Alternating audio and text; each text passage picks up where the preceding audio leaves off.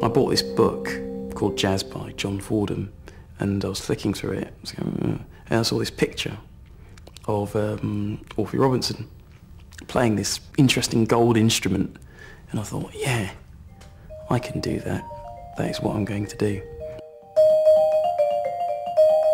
The first vibist I saw was Anthony Kerr, and I thought, yeah, I'm pretty sure I can do that. And then I heard Lionel Hampton and just thought, I can't do this at all. You know, I mean, I was blown away by Lionel Hampton, completely and utterly blown away.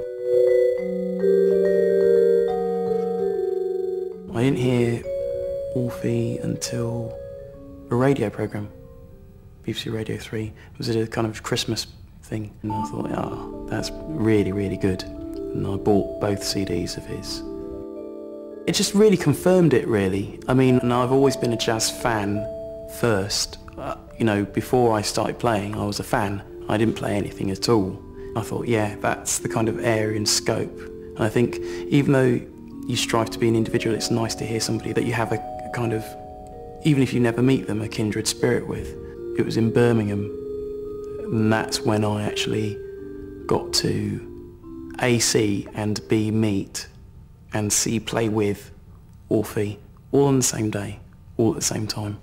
He'd done a project with the Tomorrow's Warriors, one of Gary Crosby's projects that brings through young musicians. And there were two musicians there that I took note of that day.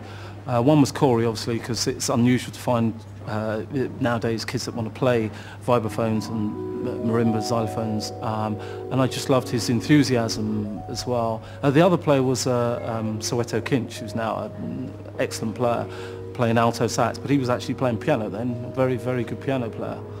And that, so you kind of noted them and said, yeah, those two are going to be all right, you know, because they were very inquisitive and they were asking a lot of questions. Yeah, I was playing away and I had all my duff little educational sticks, which I still use now, actually. And Orphy Robinson came up to me and just went, yeah, there's a problem. And I went, oh no, he thinks I'm rubbish.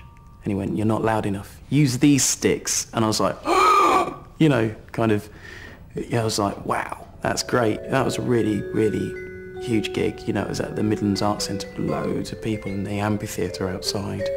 And so it was really good. That was really good for me, actually, because I'd not been very confident about how I sounded. He just got back from Australia. Between myself, Corey, and the other musician, Steve Lawson, some of the music that will come out of that, I think we will remember for quite a while. And, I'm very enthusiastic about it.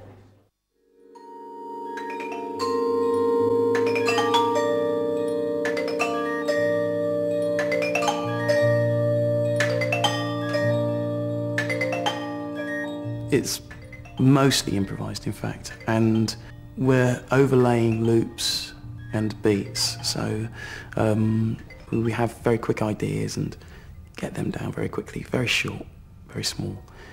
We play those, and then we expand on them, we loop them up, we overdub, do all sorts of things.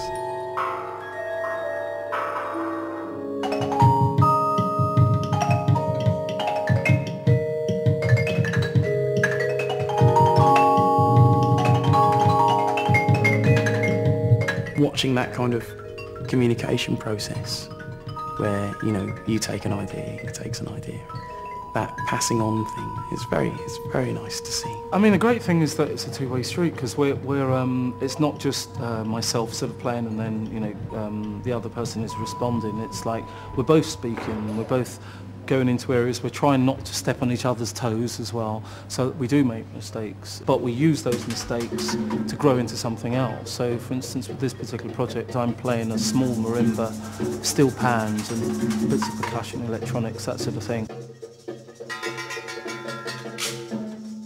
With the two of us and both playing percussion, you're constantly making that self-editing process where you go, right, what do I do now? He's done this, what shall I do now? What shall I do in order to further it and create a more interesting texture?